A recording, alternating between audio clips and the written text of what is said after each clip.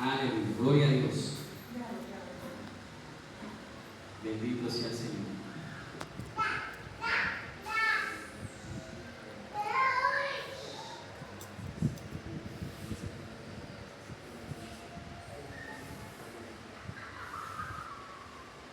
Gloria a Dios. Aleluya, gloria a Dios. ¿Trajeron Biblia? Acompáñenme al libro del profeta Daniel, capítulo 1, versículo 8. Daniel, capítulo 1, versículo 8. A ver si no le van a ir, varón. Siéntate ahí. Siéntate ahí. Te me sientas ahí. Como a predicar y son peligrosos.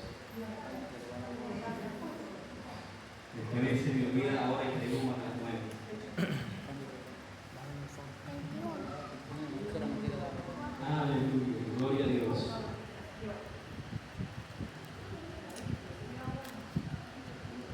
Lo tiene. Daniel capítulo 1, versículo 8. Leemos ahora la lección del Padre, del Hijo y del Espíritu Santo de Dios. Amén.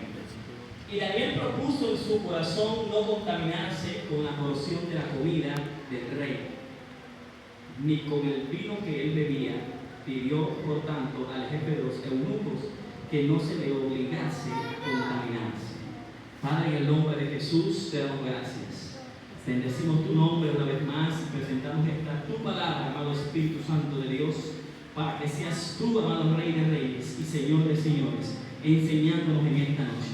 Te lo pedimos en el nombre de Jesús, amado Padre, que sea tu Espíritu Santo paseándose en medio nuestro y que tu palabra halle cabida en nuestro corazón y que en tu tiempo dé fruto al 100%. En el nombre poderoso de Jesús, reprendemos todo lo que se mueve en los aires, todo lo que trata de obstaculizar, todo lo que trata de entretener, todo lo que trata de distraer, todo lo que trata de impedir que el mensaje de la palabra llegue al corazón de nosotros. Lo reprendemos, lo echamos fuera. Todo espíritu inmundo que se mueve en los aires, en los territorios, lo declaramos sin operante, sin autoridad y sin poder contra nosotros en esta hora, en el nombre de Jesús. Y declaramos que este lugar es tu casa, amado Dios. En el nombre de Jesús. Amén. Aleluya. Bríndale un fuerte aplauso al Señor. Aleluya. Gloria a Dios. ¿Cómo va? Este micrófono. Vamos a hablar, vamos a tocar un tema que he colocado como título: ya no somos iguales. Amén. Ya no somos iguales. Aleluya. Acabamos de leer una porción de la palabra en Daniel capítulo 1, versículo 8. Creo que algunos saben la historia cuando Daniel estaba en Babilonia, lugar que estaba siendo reinado por Nabucodonosor. Daniel pertenecía al pueblo judío, al pueblo, se le llama los judíos porque son de la tribu de Judá, y el pueblo de Israel estaba conformado por 12 tribus. El reino fue dividido en dos partes. Quedó el rey de Israel con 10 tribus y el rey de Judá con 2 tribus. Entonces los asirios llevaron cautivos a la nación o al pueblo de Israel con su rey y fueron dispersados, y quedó el reinado de Judá en Jerusalén. Y luego vino una época en donde se levantó un rey llamado Nabucodonosor, que era, como quien dice, el hombre más poderoso en la tierra para aquel tiempo, y se levantó acabando con naciones, y todo aquel que no se rendía ante él, entonces iban a la guerra y Nabucodonosor los vencía, los esclavizaba, se los llevaba cautivos a Babilonia o los ponía a pagar impuestos y todas estas cosas. Para ese entonces habían aproximadamente 2 potencias mundiales, que era Babilonia y Egipto. Y Egipto era como el próximo objetivo del rey Nabucodonosor. Pero había algo que sucedía, y era que Judá o Jerusalén estaba en el medio, estaba entre Babilonia y entre Egipto. Entonces Judá o Jerusalén, los judíos, tenían un mandato y era que ellos tenían que apoyarse en Jehová, Dios de los ejércitos, y que no buscaran ayuda de hombre, porque Dios era el que peleaba por ellos. Mas sin embargo, el pueblo de Dios se apartó, se fue tras otras cosas, hizo alianza con pueblos que no debieron hacerlas y luego fueron llevados cautivos. ¿Cómo fue todo esto? Bueno, Judá, en vez de apoyarse en Dios, en vez de hablar, buscar sus profetas, tuvieron hombres de Dios, pero siempre le daban la espalda a Dios, y lo que los hombres de Dios hablaban, para ellos era como molesto, era como que algo que no querían hacer, no querían obedecer a Dios. Entonces, en vez de apoyarse en el Señor, se apoyaron en Egipto, fueron a Egipto, hicieron alianza con Egipto, porque o se aliaban a Babilonia o se aliaban a Egipto. Y ellos decidieron aliarse a Egipto, pensando que cuando Nabucodonosor fuera hacia allá, los egipcios lo iban a defender y lo iban a ayudar. Y lo que pasó fue que cuando vino la guerra, entonces los egipcios dijeron: paticas, ¿para qué te tengo? Dejaron el peleo, dijeron aguis, dijeron goodbye, sayonara. Le dijeron adiós en todos los idiomas, menos en el hebreo. Lo cierto fue que se fueron y los dejaron solos. Y Nabucodonosor comenzó a guerrear contra ellos. Dice Daniel capítulo 1, versículo 1: en el año tercero del reinado de Joacim, rey de Judá, vino Nabucodonosor, rey de Babilonia, a Jerusalén y la sitió. ¿Qué hizo Nabucodonosor? Nabucodonosor se buscó unos planos y dice la historia que estudió todas las fortalezas que tenía Jerusalén. Tenían muchos vallados, cosas que no podían derribar así de fácil, así que comenzaron a hacer algo, y lo que hicieron fue que sitiaron a Jerusalén, lo rodearon. Y cuando el rey Joacim no tenía ya más nada que hacer, ¿qué hizo? Se rindió y se puso a la orden de Nabucodonosor. Amén. Dice: y el Señor entregó en sus manos a Joacim, rey de Judá, y parte de los utensilios de la casa de Dios, y los trajo a la tierra de Sinar, a la casa de su Dios, y colocó los utensilios en la casa de su Dios, y colocó los utensilios en la casa del tesoro de su Dios. Amén. ¿Qué hizo Joacim? Joacim se rindió. Pero cuando Joacim se rinde ante Nabucodonosor, el va y se presenta y dice: bueno, nos rendimos. ¿Qué hizo Nabucodonosor? Nabucodonosor, como ya había estudiado a los judíos, había estudiado a Jerusalén, ¿qué hizo? Se llevó cautivo al rey y a sus príncipes. ¿Cómo sus príncipes? O sea, a los líderes. Y aparte de eso, se llevaron a los hijos de los líderes. Se los llevaron cautivos a Babilonia.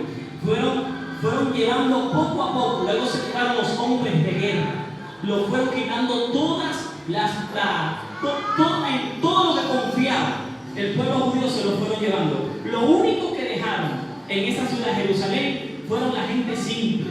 Quemaron el templo, se llevaron los tesoros. Pero eso ustedes ven cuando viene Nehemías y ¿cómo se llama? Esdras y Nehemías. Ellos quieren reconstruir todo aquello porque prendieron todo el fuego, quemaron las puertas, todo lo derribaron. Eso fue en el tiempo de Nabucodonosor.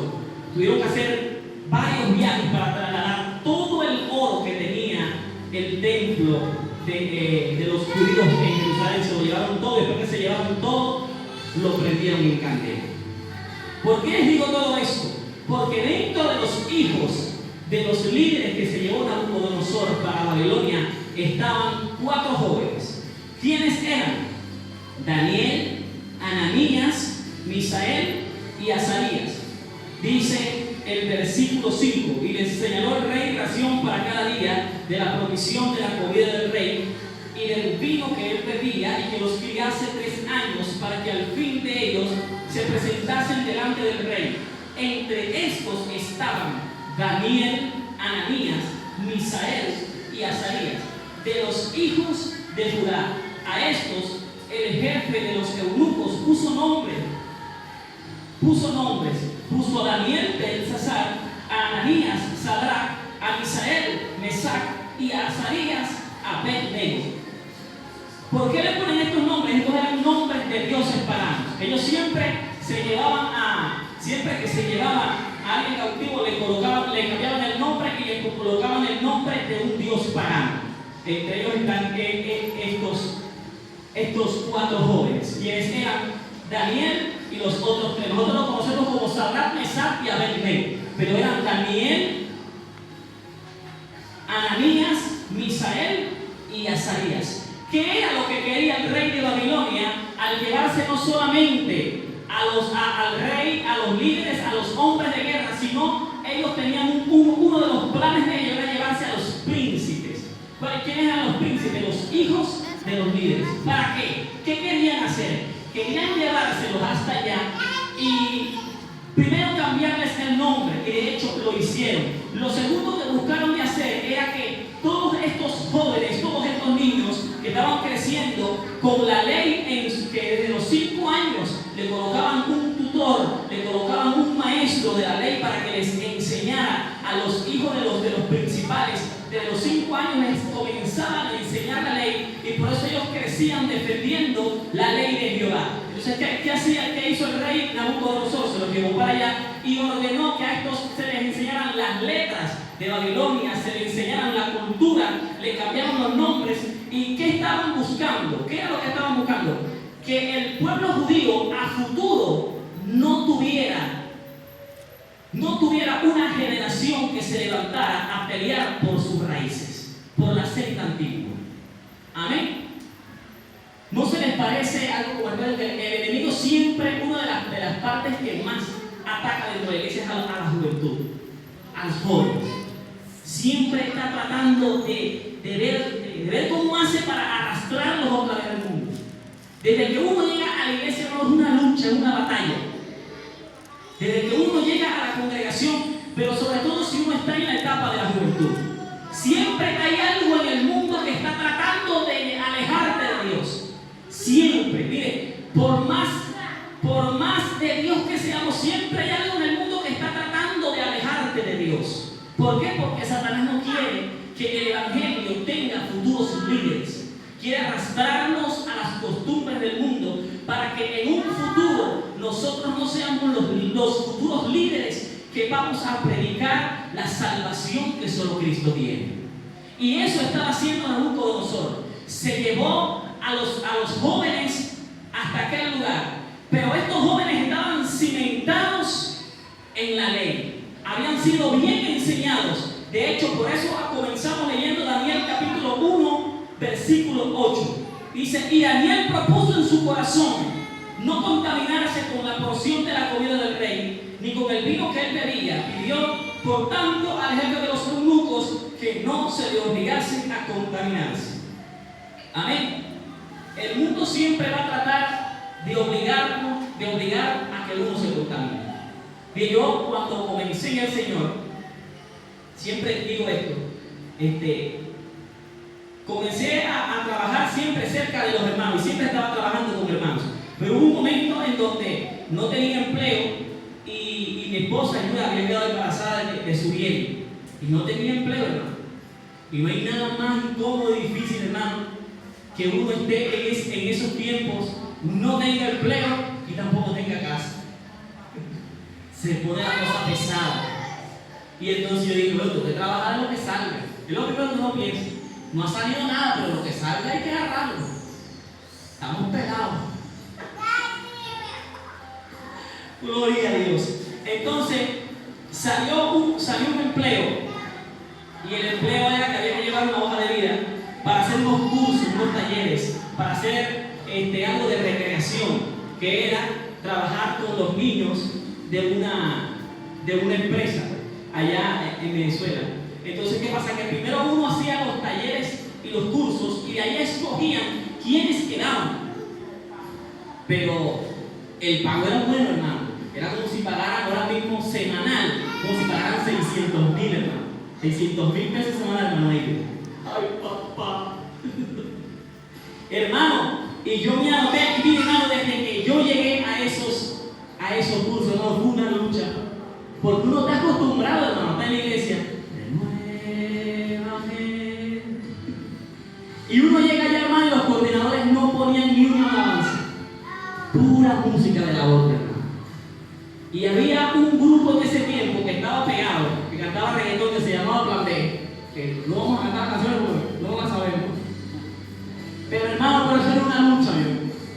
Porque uno no podía meterse en ese, o sea, como involucrarse a hacer todas esas cosas.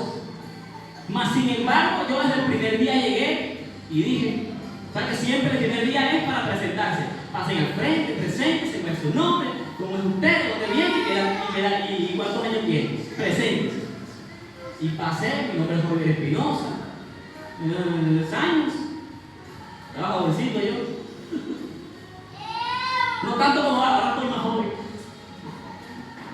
Pasé al frente, pero sin embargo fue difícil. Pero aunque fue difícil, yo siempre aclaré que yo era cristiano. Y que había cosas que yo no iba a hacer. ¿Por qué? Porque yo era cristiano. Mas sin embargo siempre había propuestas. Porque siempre hay alguien que dice que es amigo tuyo y sabe que tú eres cristiano y te dice, un traguito, el pastor no te está viendo. Tómate un trago. Aquí nadie te conoce, nadie más sabe que tú estás aquí. Yo creo que la gente ni sabe que tú eres evangélico. Tómate un traguito. Un trago no hace daño. 2 tampoco, ni 3. Y esa misma gente que te ofrece un trago, varón, lo hacen como para ver si tú fallas y terminas haciéndolo. Y después esos mismos son los que te señalan. Mira, evangélico le dije hasta que se echó el trago. Entonces, ¿qué quiero decir con todo esto? Siempre van a haber propuestas para que hagamos algo que nos aleje de Dios. El problema no es hacer eso. El problema es que cuando uno nace de nuevo y uno se deja arrastrar por esas cosas, uno se siente mal.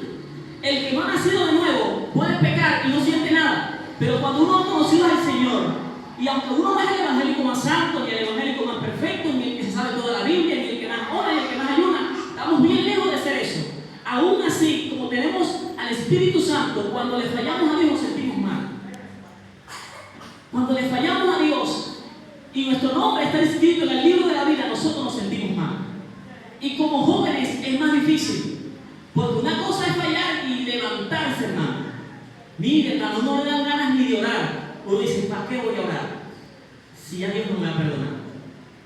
No hay. Y entonces comienza con una vocecita a hablarte dentro de ti y decirte, ni te preocupes en pedir perdón. Dios, tú no eres evangélico nada sin vergüenza. Dios no te va a escuchar. Y se sienta uno en la cama, hermano, así con los brazos caídos, y ve para el piso. ¿Para qué voy a orar? Dios no me va a escuchar. Yo no soy cristiano nada, le fallé a Dios. Siempre van a haber propuestas. Siempre van a haber propuestas para que pequemos y nos alejemos de Dios. Pero usted y yo debemos proponer en nuestro corazón no contaminarnos con la comida del rey Nabucodonosor. Amén. ¿Sabe por qué? Porque yo aprendí que por más que uno lo intente, por más que uno trate con las amistades que no son cristianas, por más que uno trate de hacer algo para ver si ellos se dan cuenta de que el evangelio es diferente, es distinto, por más que usted trate de hacer algo, usted y yo vamos a terminar tratando de agradarlos a ellos y ellos igualitos no llegan. Y entonces uno, por más que trate de guardarse, siempre termina haciendo algo y le falla a Dios. Y uno dice, mira todo lo que hice. Me junté con ellos, hablé con ellos, conversé con ellos, me reí con ellos. Y a la final, mira, igualito, no llegaron al Señor. Entonces, siempre estas cosas van a pasar. ¿Hay que alejarse de todas estas personas? No, porque aquí entonces ¿a quién le vamos a predicar? ¿Hay que dejar de compartir con ellos? No, porque ¿a quién le vamos a predicar? ¿A quién le vamos a predicar? Si no es a aquellos que están perdidos, si no es a aquellos que están lejos de Cristo, aquellos que no conocen al Señor. Pero aún así, yo me atrevo a asegurar, que aunque dentro de la iglesia no hay todas estas cosas exuberantes y que llaman tanto la atención y que cautivan a la juventud, que aunque todo esto, quizás no hay tantas distracciones, yo me atrevo a asegurar, yo estoy totalmente seguro aún así, aquí nosotros estamos mejor. Amén. Aún así, aquí nosotros estamos mejor. Seamos pocos o seamos muchos. Seamos de los que más buscan o de los que pocos buscan de Dios. Seamos de los que oran bastante o oramos poco. Sea lo que uno sea, pero dentro de la congregación uno está siendo guardado por Dios de muchas cosas. Bríndele un fuerte aplauso al Señor. ¡Aleluya! ¡Gloria a Dios! Hay recompensa. Cuando uno se guarda para Dios, hay recompensa. ¿Cuáles son estos beneficios? En Daniel capítulo 1, versículo 17. Dice, a estos 4 muchachos Dios les dio conocimiento e inteligencia en todas las letras y ciencias. Y Daniel tuvo entendimiento en toda visión y sueños. Amén. ¿Qué le dio? Le dio conocimiento, le dio inteligencia, le dio entendimiento en toda visión y sueños. Eso dice Daniel 1:17. Pero esto lo dice después que Daniel propuso en su corazón no contaminarse con la comida del rey. Hay cosas que Dios tiene reservadas y Dios está esperando que nosotros pasemos ciertas pruebas para llenarnos de Él y añadir a nosotros cada día más de su gloria y de su poder. Amén.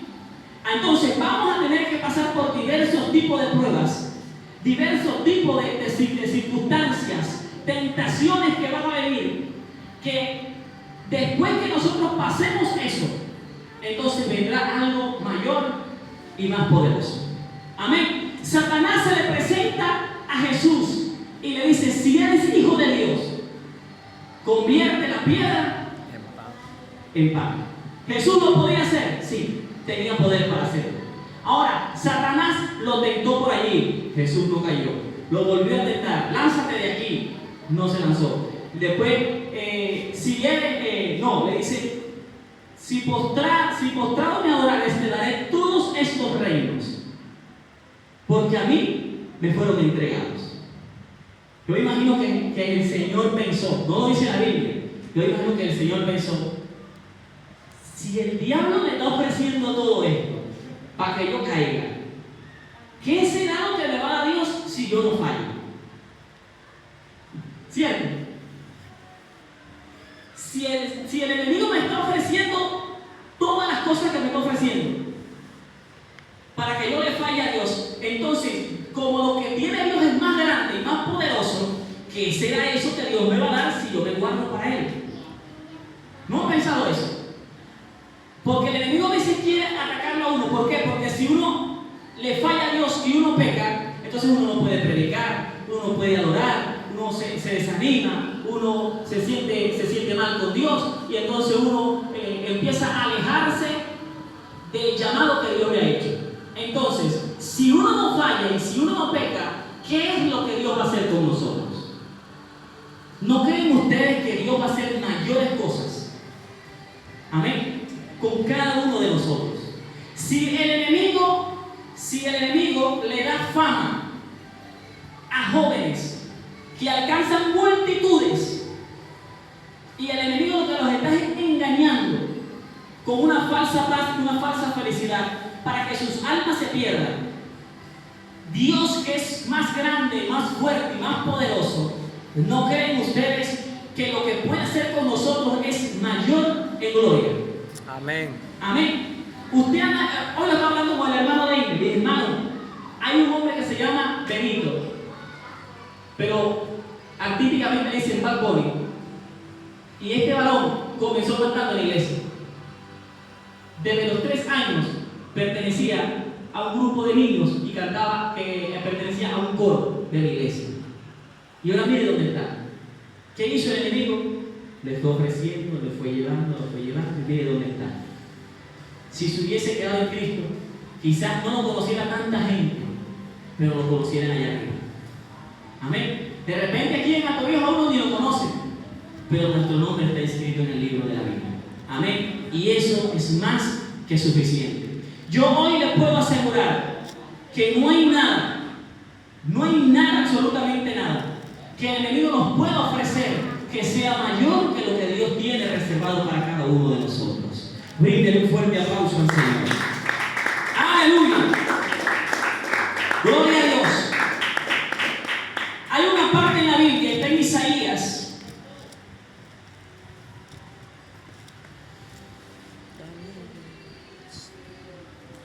Isaías 40.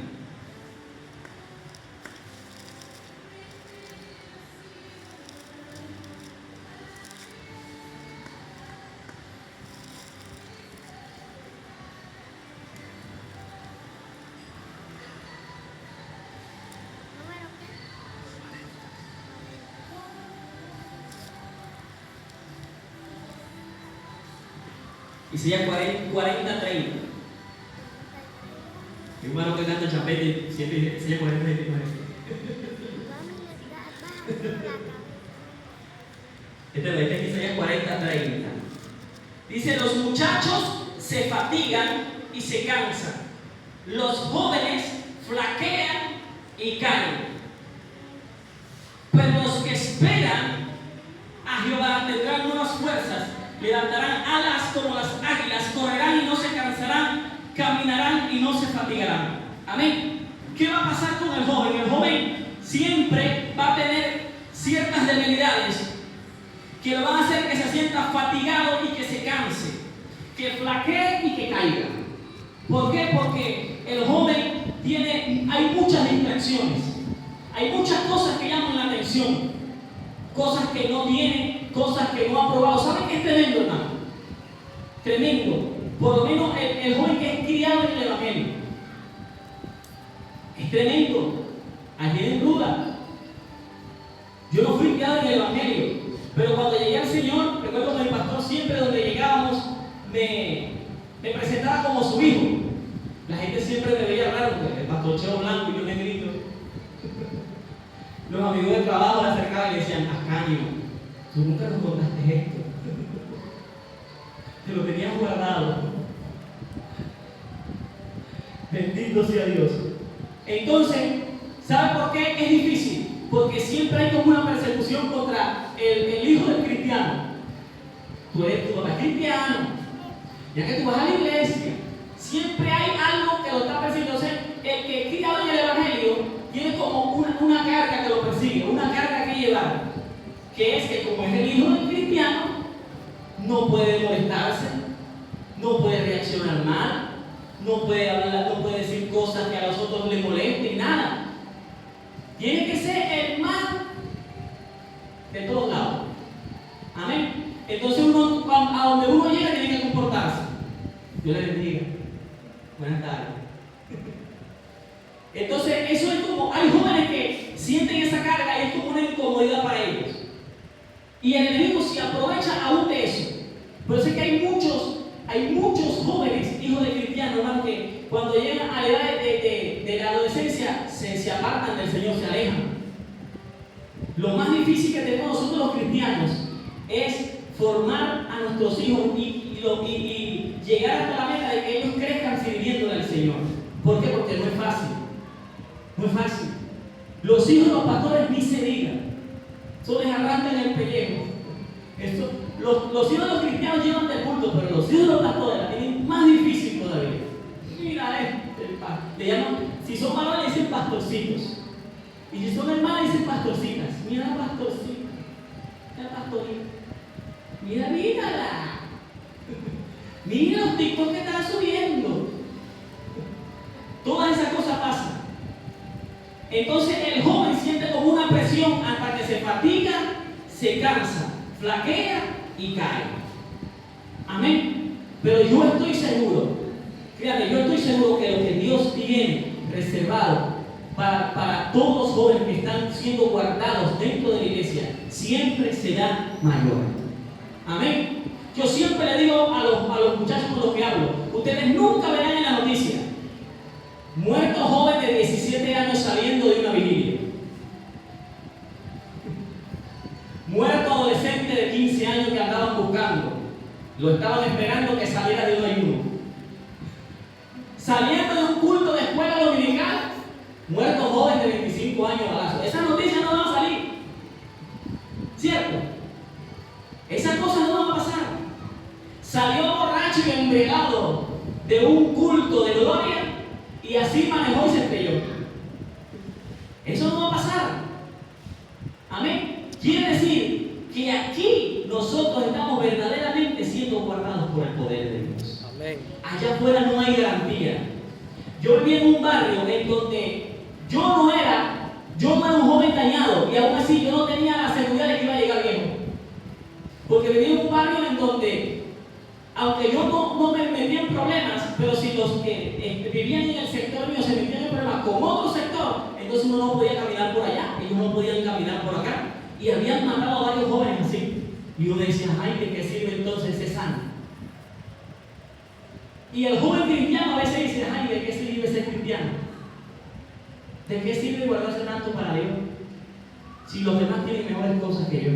No, nosotros tenemos lo mejor aquí en la iglesia del Señor. Amén. Dios llenó a Daniel y a los otros 3 jóvenes, los llenó de conocimiento, inteligencia, entendimiento en toda visión y sueño. Es verdad que no somos los que más resaltan en el grupo. Es verdad que no somos los que más conocen en el barrio. Es verdad que no somos los más conocidos. Es verdad que no hay un grupo de jóvenes que anda siempre detrás de nosotros apoyando en todo lo que estamos haciendo. Pero si hay algo que es verdad, es que Dios nos guarda a nosotros y donde quiera que Dios nos pone, tarde que temprano Dios da testimonio de que nosotros somos verdaderamente hijos de Dios. Y aunque por algún momento sentimos presión, sentimos aflicción, sentimos tribulación, sentimos incomodidad por la gente que nos está rodeando, que nos está como presionando para que nos alejemos de Dios, tarde que temprano la gente tiene que decir, ese es un verdadero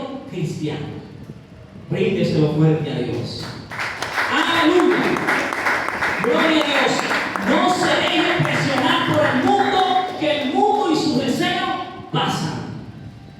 Mas los que esperan en Jehová y se guardan en su palabra, permanecen para siempre. Amén. Yo también pasé por esa presión cuando yo era joven. Cuando yo llegué al Señor a los 24 años. Ya tengo 15 años, hermano, estoy viejo.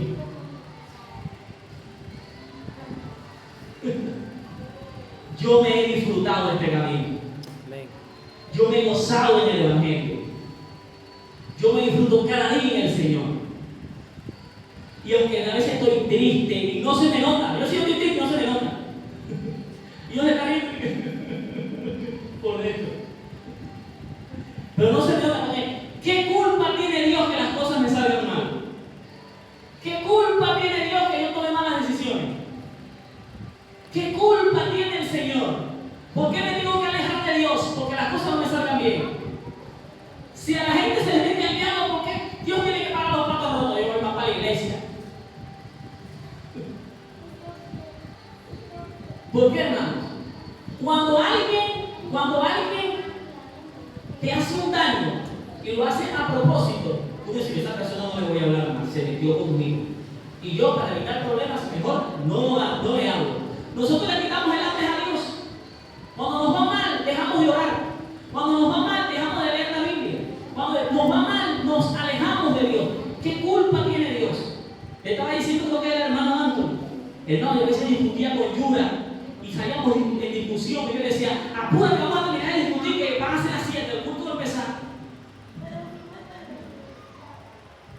Yo vi que eran las 7 y eso me pasó varias veces. Y Yura iba a ver lo que hacía era molestarse más. Yo le decía, oh, que son las 7 de la noche, ya va a empezar el culto, voy a llegar tarde. No. Dime dónde quedamos. Cuando venga seguimos discutiendo. Vamos a dejarlo aquí, como estaba hablando de que, eso que te dije, bueno, vamos a dejarlo ahí. Cuando venga aquí, vaya un negocio. Cuando venga, seguimos discutiendo. Y yo me iba, y se asomó en la puerta y decía, ahí va el evangelista, el predicador. Ahí va, no le da pena, no le da vergüenza. Y yo volteaba y le decía, enmudece, Satanás. Deja que venga, que me dijiste diablo. No, yo iba para mi culto. Llegaba calladito, me gozaba y me iba a mi casa. ¿Qué culpa tiene Dios